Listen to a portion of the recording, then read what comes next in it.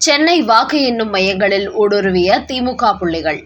போலி QR அட்டை மூலம் உள்ளே சென்றதால் பரபரப்பு. வணக்கம் நண்பர்களே.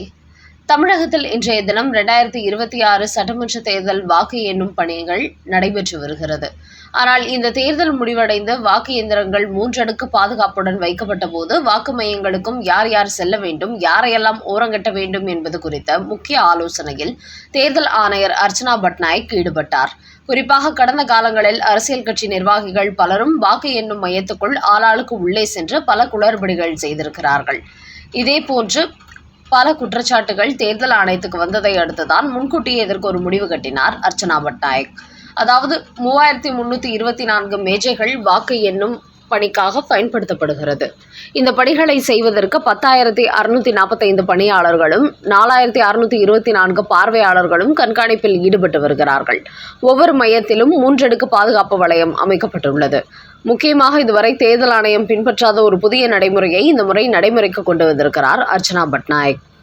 வாக்கு எண்ணும் மையங்களில் செயல்பட்டு வரும் அனைத்து அதிகாரிகளுக்கும் QR குறியீடு அடையாள அட்டை கொடுக்கப்பட்டுள்ளது. இந்த அடையாள அட்டை இருப்பவர்களுக்கு மட்டுமே இன்றைய தினம் வாக்கு எண்ணும் மையங்களில் அனுமதிக்கப்பட்டுள்ளார்கள். இந்த மையங்களில் 18,000 போலீசாரும் துணை ராணுவ படையினரும் பாதுகாப்பு பணியில் ஈடுபட்டுள்ளார்கள். ஆனபோதிலும் இன்றைய தினம் சில வாக்கு எண்ணும் மையங்களில் திமுகவை சேர்ந்த செல் நிர்வாகிகள் போலி QR அட்டையில் சென்னையில் உள்ள வாக்கு எண்ணும் மையங்களுக்குள் சென்றுள்ளார்கள். அவர்கள் சிலரை போலீசார் மடக்கி பிடித்துள்ளார்கள். குறிப்பாக இன்றைய தினம் வாக்கு எண்ணும் அனைத்து மையங்களிலும் செல்போன் பயன்படுத்த தடை விதிக்கப்பட்டுள்ளது. வாக்கு எண்ணும் அதிகாரிகள் மட்டுமின்றி மீடியா துறையினர் கூட செல்போனை அங்கு பயன்படுத்த தடை உள்ளது. ஆனால் போலியான QR அடையாள அட்டையை காண்பித்து வாக்கு எண்ணும் மையங்களுக்குள் புகுந்துள்ளார்கள். அவர்கள் செயல்பாடு செயற்கைத்தனமாக இருந்ததோடு வாக்கு எண்ணும் பணிகளில் ஈடுபடாமல் சில குளறுபடிகளில் ஈடுபட்டதாகவும் கூறப்படுகிறது. இதன் காரணமாகவே அவர்கள் உடனடியாக வெளியில் கொண்டு வந்து அவர்களிடத்தில் போலீசார் விசாரித்துள்ளார்கள்.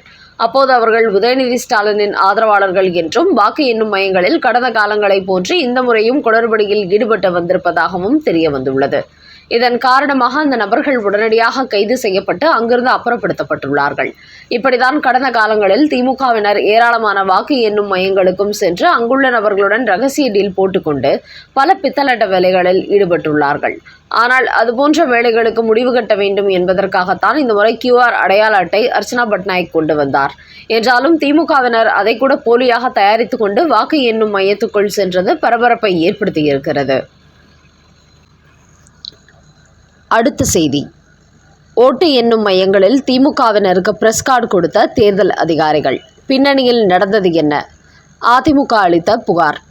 திமுகவினரை பொறுத்தவரை எப்படிப்பட்ட தேர்தல் அதிகாரிகளையும் வளைத்து விடுவார்கள். வட இந்திய அதிகாரியாக இருந்தாலும் கூட இவர்கள் கொடுக்க வேண்டியதை கொடுத்து அவர்களை கவர் பண்ணி விடுவார்கள். இப்படிதான் இன்று ஓட்டு எண்ணும் மையங்களுக்குள் பத்திரிகையாளர்கள் மட்டுமே செல்வதற்கு அனுமதி கொடுக்கப்பட்டுள்ளது. அவர்களுக்கான அந்த அடையாள அட்டையை திமுகவின் தகவல் தொழில்நுட்பத்துறையினர் கைப்பற்றி பத்திரிகையாளர் என்கிற பெயரில் வாக்கு எண்ணும் மையத்துக்குள் சென்றுள்ளார்கள்.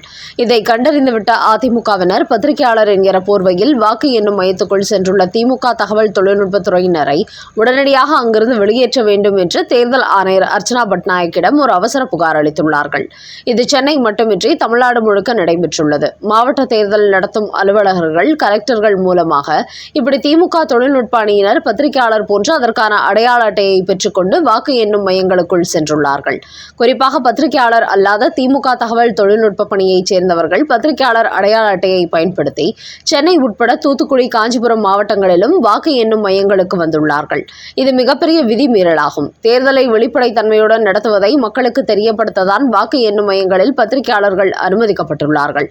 ஆனால் திமுகவினர் அதை தவறாக தங்களுக்கு சாதகமாக பயன்படுத்தி வாக்கு எண்ணும் மையங்களுக்குள் நுழைந்துள்ளார்கள். இது ஓட்டு எண்ணும் மையங்களில் குழப்பத்தையும் குளறுபடிகளையும் ஏற்படுத்தும். அதோடு நேர்மையான முறையில் தேர்தல் நடைபெற வேண்டும் என்று கூறும் திமுக இப்படி நேர்மையற்ற முறையில் தங்கள் கட்சியின் தொழில்நுட்பத்துறையினரை பத்திரிகையாளர்கள் என்கிற போர்வையில் வாக்கு எண்ணும் மையங்களுக்குள் அனுப்புவதன் பின்னணி என்ன?